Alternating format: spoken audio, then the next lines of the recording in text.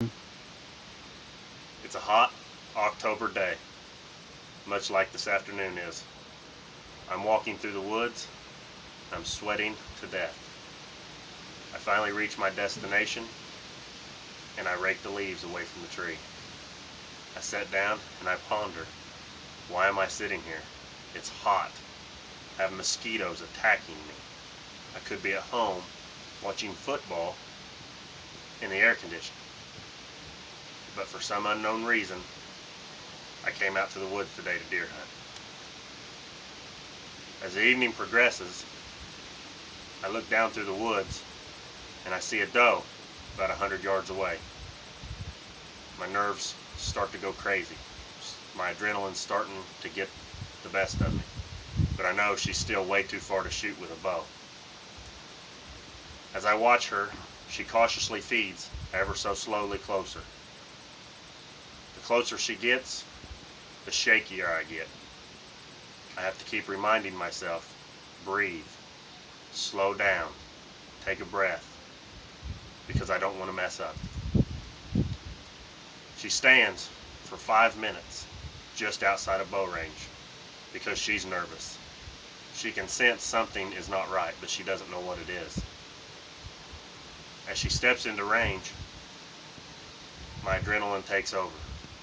I draw my bow and I tell myself, I've done this shot thousands of times. Trust in yourself, you can do it. I take one more deep breath and I release. I watch the arrow fly right under her. I can't believe it. I've missed. I don't miss shooting at a target. Why am I missing now? She runs about 15 yards, turns around, comes back because she doesn't know what just happened. I quietly knock another arrow. I draw back. I take another deep breath. I release my arrow again, and it's flying perfectly to the vitals. Just at the last second, it hits a grapevine and misses her completely again. This time she runs off. I'm devastated. I'm sick to my stomach. I cannot help but think of why I kept missing. This has to be the worst hunt of my life. And at that moment, I feel a tug on my pant leg. And I look down to my left, and I have my 4-year-old daughter standing there with me. And she looks up and says, "Daddy," and puts a big smile on her face and goes, "You missed twice." Now I can tell you guys that I've been hunting for many, many years.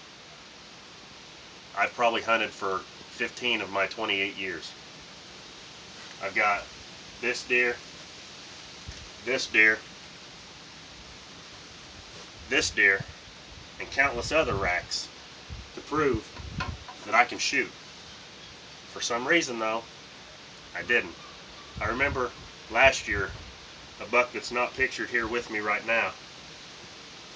It was the biggest deer I've ever seen in my life. It was a 145-inch 11-pointer. Shot it, and it was just the best hunt of my life.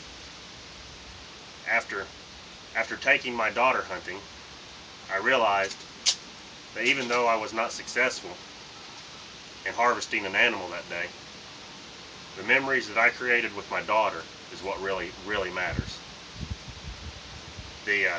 It's not always if you harvest a deer, or even if you miss a deer.